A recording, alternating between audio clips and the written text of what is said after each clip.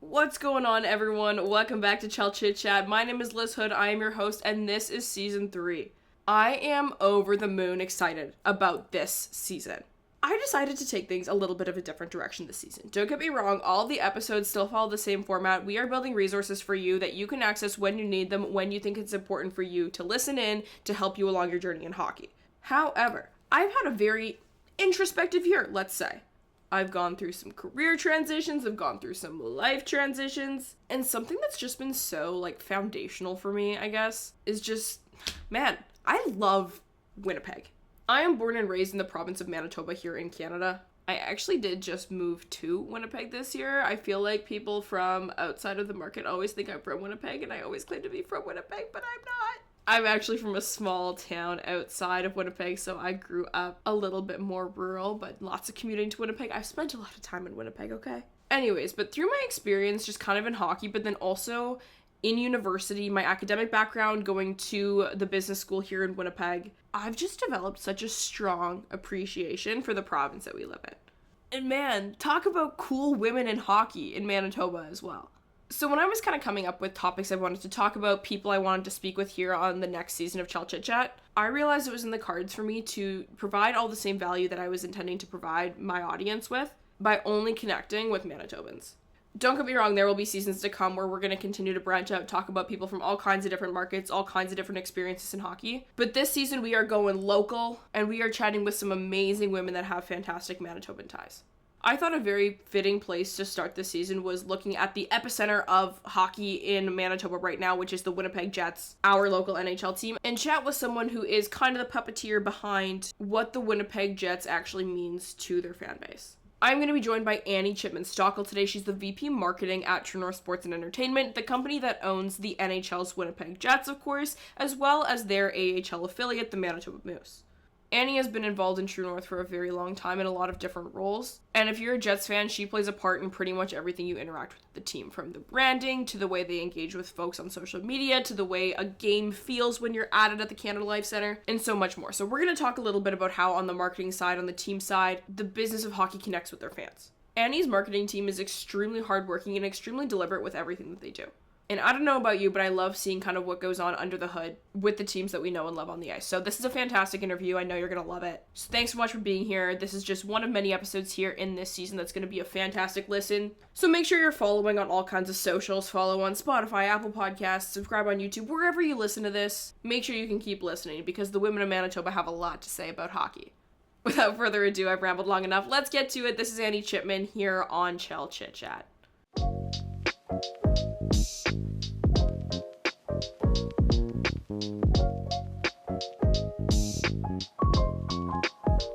Welcome back to Chel Chit Chat, everyone. I am super excited to be joined by the one and only Chipman Stockl today. We're going to be talking about all things marketing, content, all the things that are involved in the fan experience side of watching and loving hockey. Annie, thank you so much for being here today. How are you doing?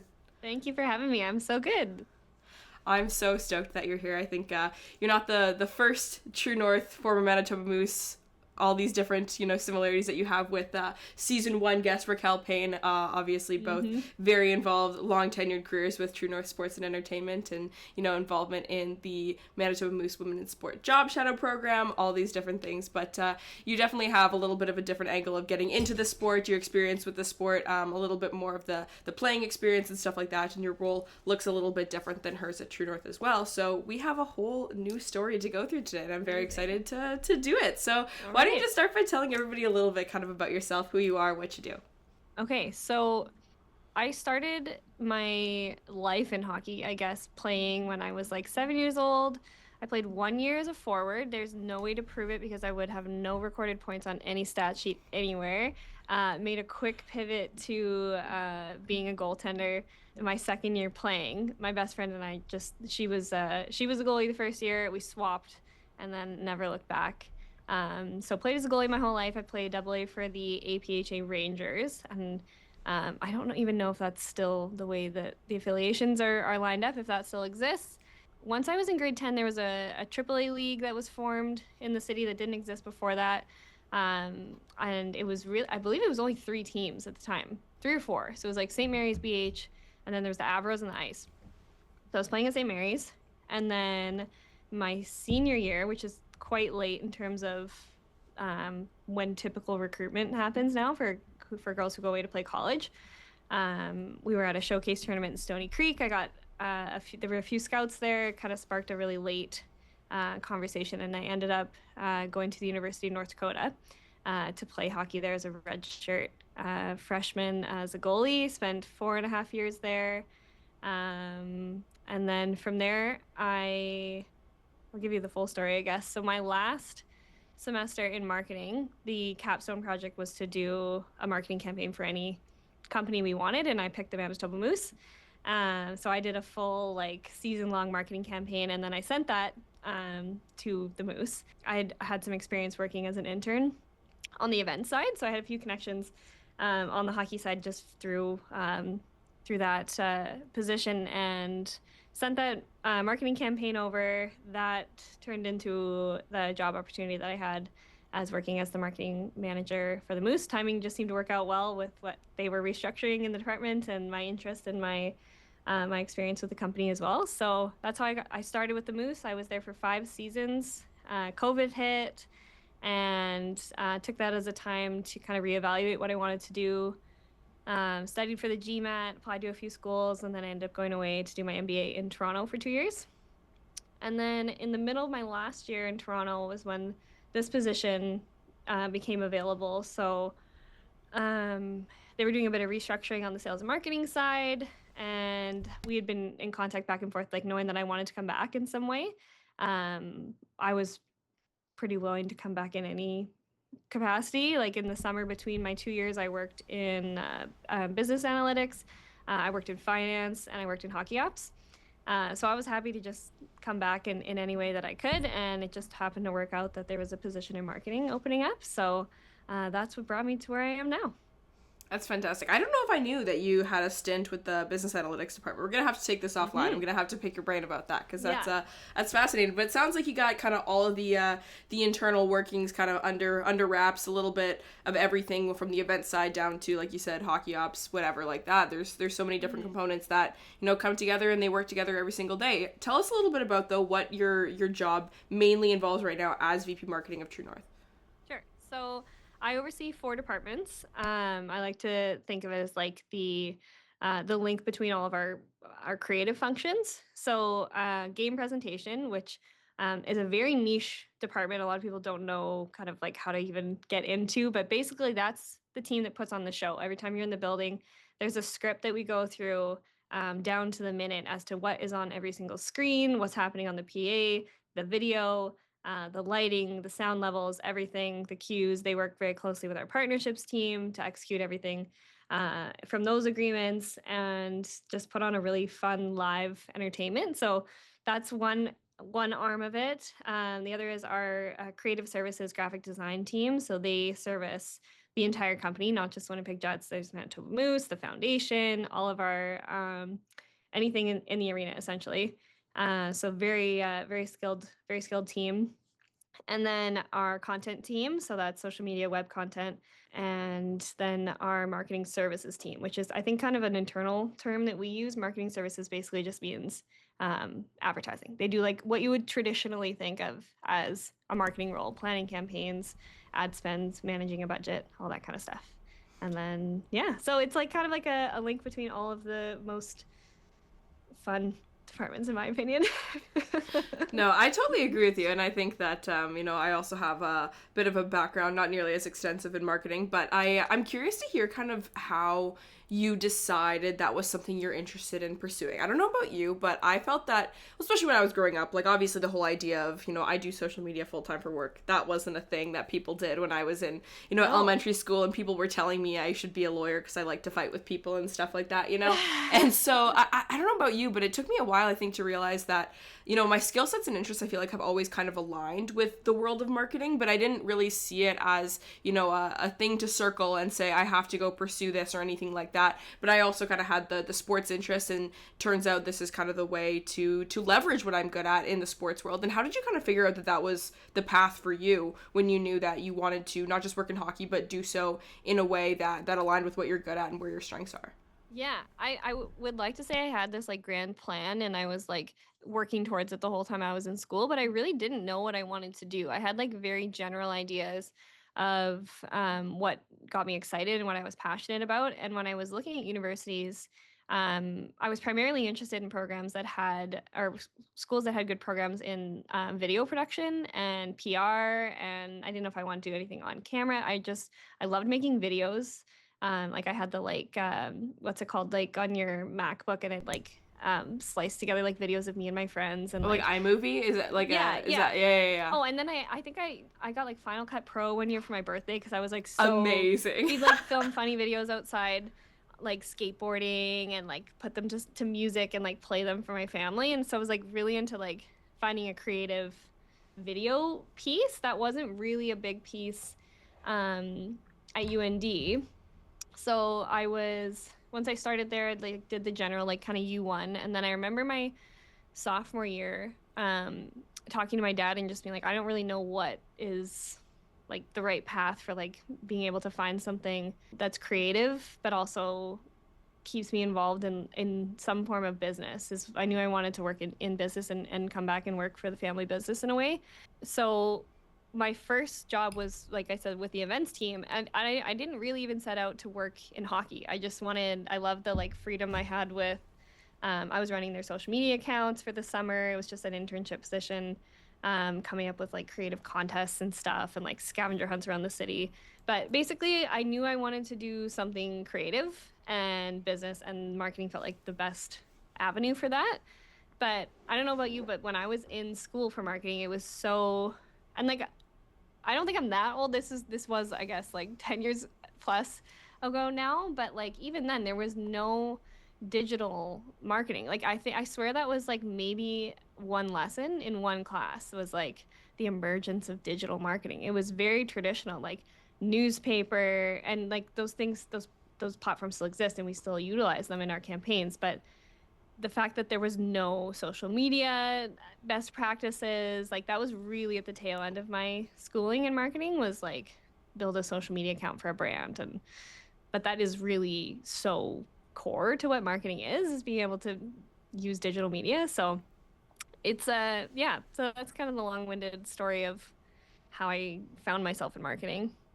It's so weird. I feel like if you were to ask like a 15-year-old now, like, what is marketing, they would say social media. But you're totally right. And like, I haven't gone back and looked at the Asper School of Business curriculum in the last couple of years by any means. But when I graduated just a few years ago, like, digital marketing was an optional course. So you could fully get a degree and major in marketing, which honestly, maybe I did. I don't know if I ever even took that class. I don't think I had enough options left, but without ever taking a digital marketing class. And granted, to the credit of the professors and some of the curriculum, they've kind of incorporated it into some of the other, you know, integrated marketing communications and other courses like that you did have to take. But you're totally right that it's something that I feel like is so prevalent in today's day and age in terms of the digital content side and the digital aspects of it that isn't always reflected in every single modern path to the career if you take the education route. So that's really interesting, and I want to hear a little bit more about how that looks in your job today, because I think that, you know, you mentioned game presentation, and that's something that anyone who's ever talked to me has probably had this conversation with me where I yap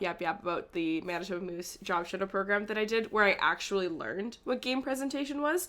And I was like, I'm a 3 screens person. Like, I always have a million things on the go, but like I was overstimulated. It takes a lot to overstimulate me. Experiencing game presentation, that overstimulated me. And I want to hear you talk a bit about that. Yeah, so did you get to actually sit in the booth? Yeah, I had to press the flashlight that sets off the goal horn. The goal go horn Moose, flashlight. go. Yes, amazing. So it is such a niche, unique skill set. A few times when I was working for the Moose, I was always on radio, so I would kind of know. We're a much smaller team, as you know, with the Moose, so direct line of communication with Colin Peterson, who's the game producer for the Moose. But then I didn't realize I was only on one channel. of the radio. So I was getting like 1/4 of what he was hearing was just on like when he was talking to us. So they have this like switcher board in front of them. So Kyle Ballharry is a game producer for the Jets. He has been for 25 years. This is his 25th year with the organization this year, which is crazy. And he's called every single game. Like this is his thing. That's amazing. He won't miss it for anything. It's incredible. So he's got his headset on, and there's a switcher board in front of him where he's kind of toggling between which radio channel he's on. So there's like building ops. There's a line to our promo team. So all the people running around throwing T-shirts, and they need to be in a certain spot and grab a fan to make sure that they're on camera for the shuffle game, and they're connecting to all of our in arena hosts. And then he's talking to lighting. There's like and then there's just like the general channel as well. So and then he'd be talking to our control room. So like everything that's happening in replay, and it's the amount of focus required. So he's got his paper script in front of him. He's crossing things off as he goes, switching. Like the way that that's pulled off on the fly is something I think people would really be fascinated to see. But yeah, to answer your question kind of more about like what my day-to-day marketing realm, I guess, is. So Game Pres would be where all of that kind of comes together, which is the most fun part about like you go to a game and you see all of the campaigns.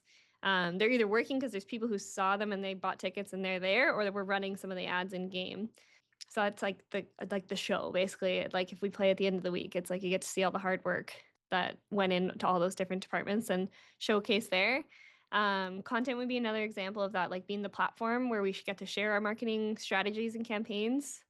And then, I mean, graphic design supports everything that we do. Like there's nothing in Game Pres content or marketing that can exist without the foundation of our season creative, which is created every year kind of collectively through our art director, Mark Gomez, and one of our creative leads, Kevin Jorgensen.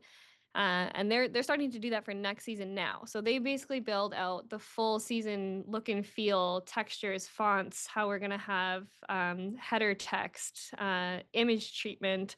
Is there a theme that we're leaning into next year? Is it more of a gritty feel? Is it more kind of flashy? Do we want to showcase more of the players, more of the city, more of the fans? And they create this formula. They put together the branding package, and then they present that to all the other functions of marketing, and they take that and adapt it for their own execution.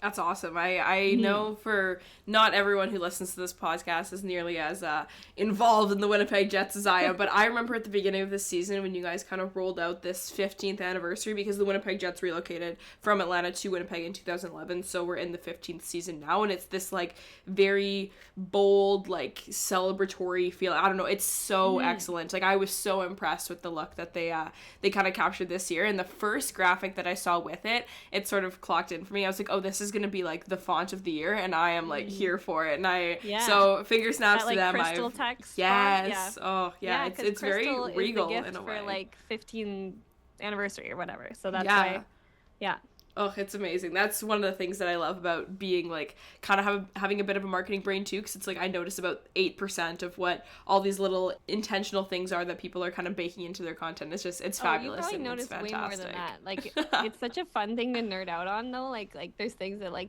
you said, like the average fan wouldn't pick up on, but when you're like, oh, is there like 6 stripes in this because it represents the like 6, and there's like little hidden meanings and things like art, like that's something that I feel like not everybody would appreciate, but I love noticing those little things too.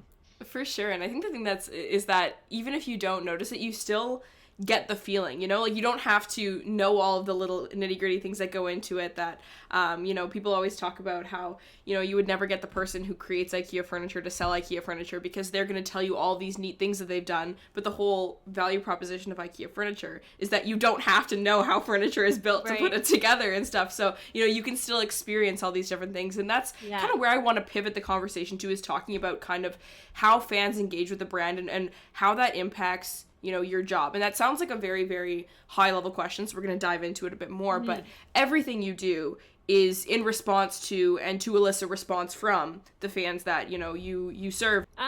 There's a lot of ways you can gather feedback from fans. I think in each department there's a very formal way through like we do a lot of post-game surveys. We have a fan forum that's got, I want to say 2,000 fans who sign up, and we'll send them tagline ideas, different options for creative. Like our past couple of seasons when we've done our deposit campaign in the spring, we've floated that to a group of fans first to see like which of these three kind of resonates and sparks an emotional response. So you can do it like in a very formal way like that, and just genuinely ask. We also have a season ticket member advisory council that rotates every 2 years. There's a group of about, I want to say 10 season ticket members. It's a range from full seasons to quarters, different backgrounds professionally.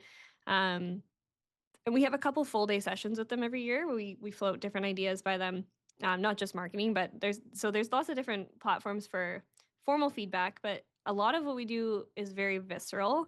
So if I'm watching the game in the press box and we run something, and I'll give you an example. So last year for our intro video, if you remember at the beginning of the year, it starts with like a very dramatic cutaway of Adam Lowry on the roof of Canada Life Center. And I remember when we first played it at the home opener, there was like a gasp and then an applause. And we've never had fans clap in the middle of an intro video, right? Other than like maybe a cheer. So that was like, okay, that really hit. And that's hard to like, we will watch it here. And like, I thought it was amazing, but being able to see it live and what people's reaction was to things. Like we did a survey a while ago too, like which Winnipeg Jets 2.0 alumni player would you be most excited to see at the alumni game? So that's one way to do it. And then we ran the video that announced the 6 guys, and what do you know, Dustin Bufflin comes up and there's a cheer. Like it's like you can, so there's a way to kind of feel it out too, you know, like even right down to the songs that we play in game, like which ones are people kind of nodding along to, when you kind of hear them singing after the music's trailed off and the play started again. And we're just constantly taking that and implementing that into our next game. On the marketing side, like in our advertising, you can obviously see pretty direct feedback through A/B testing. Like if we have a couple different versions of an ad for the same game, which one's performing better. We've tried different angles depending on, like we'll break it down by an ad that we would categorize as emotion. So like being a lot more image focused, one that's a bit more value proposition. So having more text, like for promoting season ticket memberships, we'll list the benefits. Versus one that's just like, you got to be here to feel this kind of picture, and then kind of compare how those go. But I mean, overall, like Winnipeg is such a small, unique market. I think it's more important. I mean, it's harder to do because the fans are so invested, but it's so important to us that the fans see themselves reflected in what we're doing, in our tone and the visuals that we're choosing, that it feels like a natural fit. Like another thing that we ask fans, you know, is like, if you could describe the Winnipeg Jets, what do you want them to be? What is it? And year after year, it's competitive and hardworking.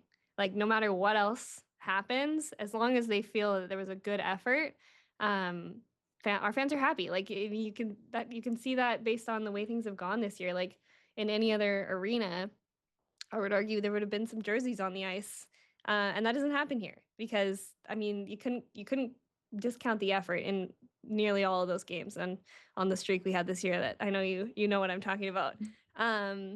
So how do you communicate competitive and hardworking in marketing?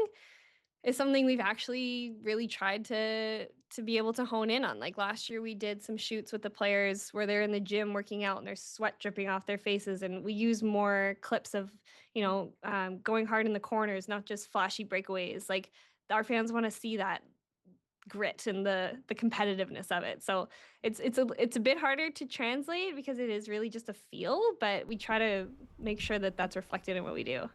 No, for sure. I think that's so interesting to kind of hear that, because you're totally right. And I'm thinking now, like my brain is going a million miles an hour with like, I'm thinking about ads I've seen on TSN in between, periods that are talking about, renewing your season tickets or whatever. And you're right, there's hits in the corner and stuff like that, as opposed to just the Connor McDavid dangles or anything like that. And that's really interesting. But I think that that's always the challenge of marketing, right? Is how do you capture a feeling? And that's always, I'm sure same as you in school, the example that's given all the time is the Coca-Cola effect of their marketing has always been about tasting the feeling and about the feeling of drinking Coca-Cola, as opposed to like, hey, this is how many grams of sugar are in our are in our beverage and stuff, right? And I think that's one thing that'll never go away in a marketing class is like the case study on Coke versus Pepsi. Like totally. Even in my grad program at Rotman, the MBA program, in one of my marketing classes, it was like, let's look at these ads from the 1980s and Coke versus Pepsi. Like, it's kind of universal, but it's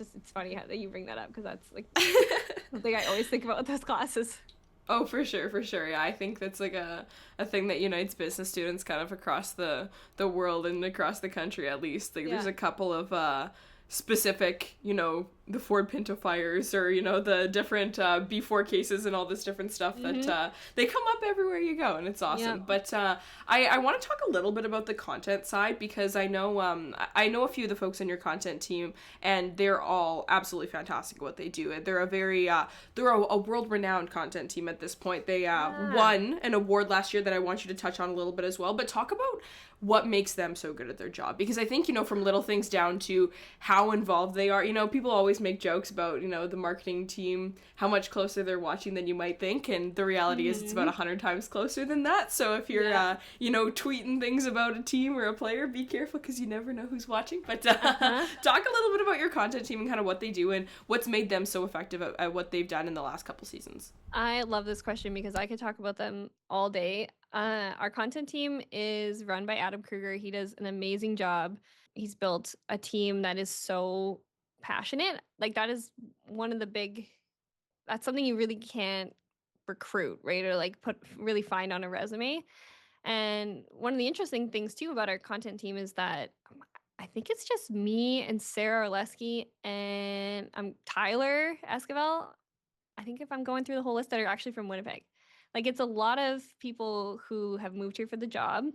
But I would argue you can't tell in the way that the tone of the messaging comes off. They didn't live here in the Dustin Byfuglien era, but they get the Dustin Byfuglien era, Exactly. They've bought in 100% too. That's the thing. Like, it's just so you mentioned last year at the NHL club business meetings, which happen every year. They have a few awards that they hand out, and we were fortunate enough to win the social media team of the year, which is they're called the Stanley Awards. We get this little mini Stanley Cup. It's glass, and it's like got our team name etched on it, and it's the first one that our organization has won. So super proud moment for True North to have that. But the whole ethos of what we presented last year, because you have to submit an entry, is that we may be the smallest market in the NHL. We're put up big city numbers. That's how it opens. And it's all just about how we can't really rely on the size of our population for impressions and reach and engagements. It has to be that good. And obviously winning helps, last year being an incredible season. But you have to be ready for a win. So you can jump on the momentum of the kind of streaks we were going on last year if you're ready and you have the content and you understand. Like, when I look back to the playoff run after the Game 7 win against St. Louis, that was our all-time highest performing day in social media history since we've been keeping track at True North. Not surprising, obviously, because of what happened, but these guys, I swear to God, they didn't leave. Like, they posted like 3 times an hour for the next 24 hours because there was so much content, but they are so passionate and they were so excited. We came back to the office after that game, got a bunch of pizzas, and just like everyone just locked in. We were going back and forth between watching the replay and like finding more things to post and running outside and doing streeters and just getting feedback from fans. Like, they're prepared and they're passionate and they're good at what they do, and it shows. And I'm just super proud to have all this whole group, honestly. I'm looking this way because they all sit right there. They're fantastic, and I think Yeah. it's been really interesting getting to connect with some of them. They all have such different roles and different passion points and different skill sets and stuff like that. But I'm curious, you mentioned that a lot of them are from out of town, and I know that as well. And I know I was gonna ask you kind of on your side about being local and being from here, and I'm curious to hear kind of the dueling perspective, because I think anytime you have emotional investment in something, and I don't want to confuse emotional investment with passion, because you can create passion and grow into passion and stuff like that if it translates from something you're already passionate about or whatever. But you only have one hometown, you only have that one city that, if you've spent 20 years in a place or whatever, there's only that city to you, and you can't translate that deep feeling that you have about it. You can love other cities and you can turn other cities into home, but that kind of emotional investment in your hometown and that pride, I'm curious to hear how that impacts what you do, because I know for myself, sometimes when I'm so passionate about something and so in love with something, frankly, like I am with the city of Winnipeg and the province of Manitoba, like I feel like there's always potential for it to kind of cloud your judgment with your own experience of something, and understanding that your own experience isn't always everyone else's experience and stuff. But at the same time, you also have the intimacy of knowing that market so well, and there's kind of a balance of, the out-of-towners versus the locals and stuff like that. Have you guys been able to develop a good dynamic of kind of using one another to eliminate biases, but then also teach one another about the culture of the city and stuff like that? And how does that kind of dynamic work with your team? Yeah, sure. That's a great question. So it is definitely a balance. Like there's the lore, as they say, of things that are so typically Winnipeg, and we have this brand ethos really, and its descriptions, like I said before, of competitive and hardworking. But another phrase that we use on that list is unapologetically Winnipeg. So we're the brunt of a lot of jokes. When we get mentioned in movies, it's often not in shining us in the most positive light. Player polls every year, we're ranked, as their least favorite city to visit. We're on a lot of no trade lists, and like we get that, but we also lean into the fact that, like, you know what, most people couldn't handle living here, and like we can, and we love it. Like, it really does take a special kind of person to live in Winnipeg, and it takes a special kind of player to want to play here. So we try to kind of put those two things together in how we present the brand and everything we do on social. It's just like it really sparks that pride for our local fans, and expat fans for that matter. It's just such a unique pride in being a Winnipegger. Like, I'm looking out my window at how freaking cold it is outside and how cold it's been for the last 2 weeks. And how many people still showed up to all the games during this cold snap. And like, it's just, you get through it and you love it, because the people here are just so special and wonderful. And I'm going on a tangent now because I'm like probably Winnipeg's top 10 biggest fans, as I know you are as well, because we're here and we choose to be here and we love it. But there is also, you know, lots that you can take from people who aren't from here and who've chose to move here and work for the organization. Maybe checks us on a few jokes that might be a little too niche or things that wouldn't land otherwise. And it's just like anything, it's good to have people from different perspectives and different backgrounds. If you start filling a room with everybody from the same place with the same preference on things, you're never going to try anything new. No, absolutely. And I think that those diverse perspectives are probably what make your team so excellent and so wonderful at what they do, not just the content team, but all of the different departments you oversee, because marketing at its core is all about kind of that creativity, right? And there are so many components of it. That's how do we kind of actualize that creativity? How do we make it feasible? How do we turn it into, make sure we're actually communicating what we're trying to say? And there are so many other components, but those creative ideas are kind of at the heart of so much of it. And I'm curious, in the sports world in particular, there's so much content. There's so much content that you can make. There's so much you can do. There's so many ideas you can have and all this different stuff. How do you prioritize and flesh out and actually make decisions when it comes to new ideas on how to kind of connect with fans or take in feedback from fans? Because, if you were to talk to 100 Jets fans on the street, you might come up with 1,000 new ideas after talking to each one of them because of their different experiences. And how do you kind of streamline those different things and make sure that you're actually, hitting all your targets and coming up with all these things in a way that makes sense for rollout and everything, and making sure that you're doing the thing?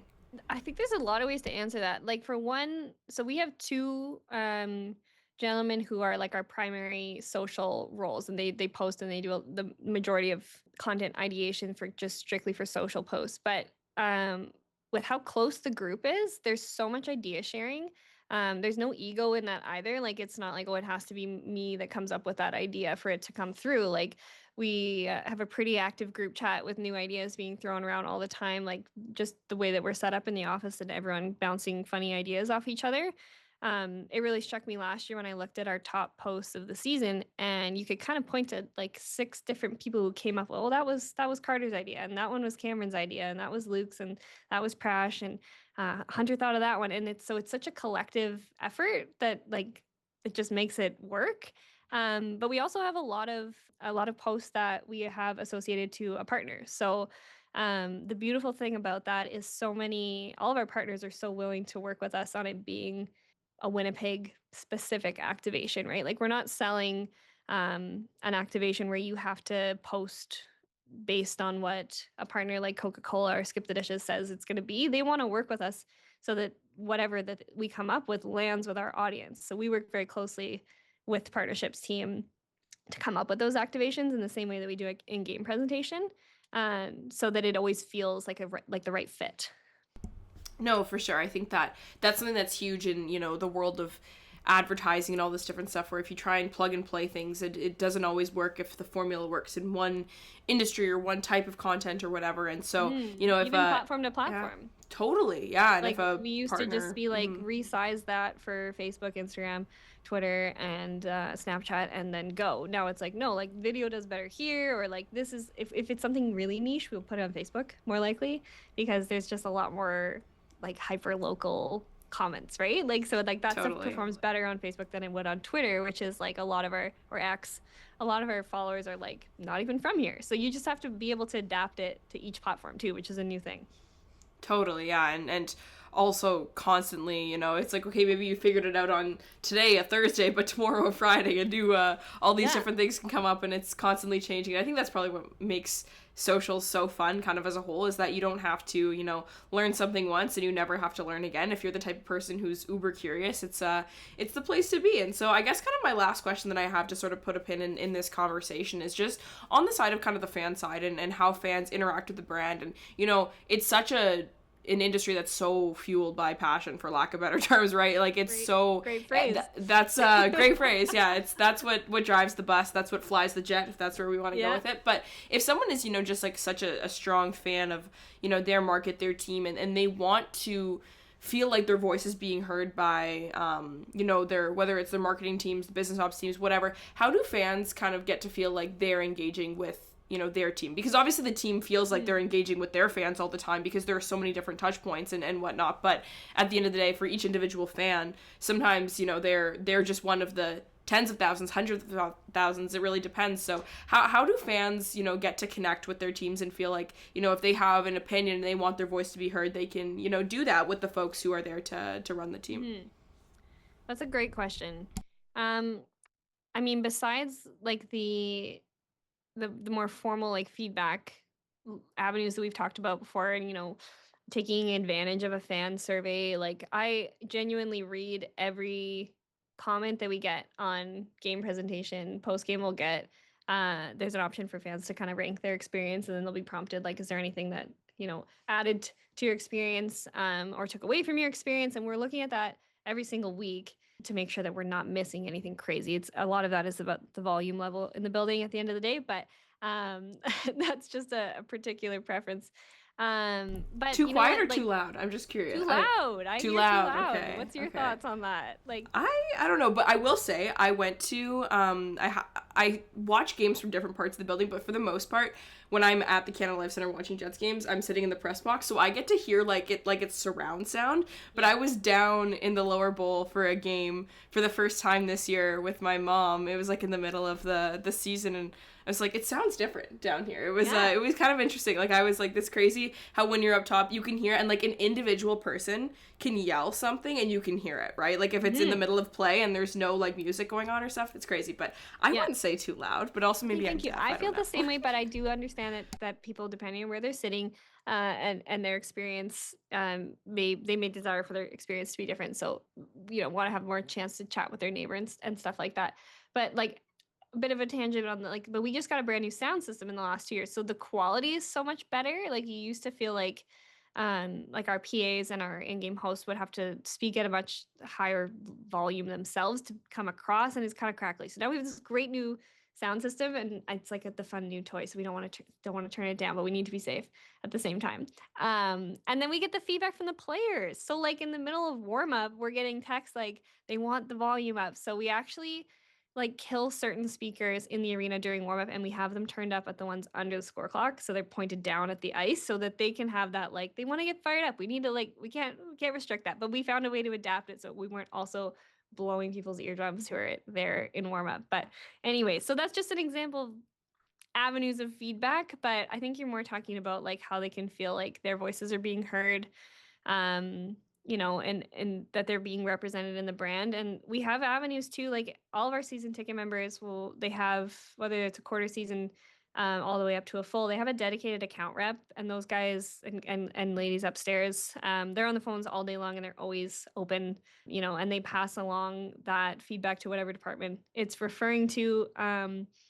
We definitely put a lot of value in hearing that from our fans, because at the end of the day, like, this is a community asset, right? Like the Winnipeg Jets is Winnipeg. It's not, it's not for us to decide what is best. We want what the fans want. So anyway, there's like as simple as social media and Reddit threads and sending DMs, like we see it all.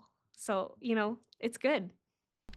No, absolutely. I think I don't know if this is airing him too much, but I know there's a certain fella who works on your content team whose bookmarks folder. I haven't seen it. I've only heard legends, but the bookmarks folder's got to be have at minimum 65 gigs of storage saved in that thing, because they see it all and they're ready for it all. But that's fantastic. And sometimes we have to be like, don't take it personally if people are coming after the admin. When we lose, people think our jokes are. Man, why did you send that guy out for that face-off? And they're like, man, right? I'm on my iPhone. What are you talking about? We don't actually have a direct line to the players. That is where the feedback loop stops. So, otherwise, though, you got any suggestions for the front office? We're all ears.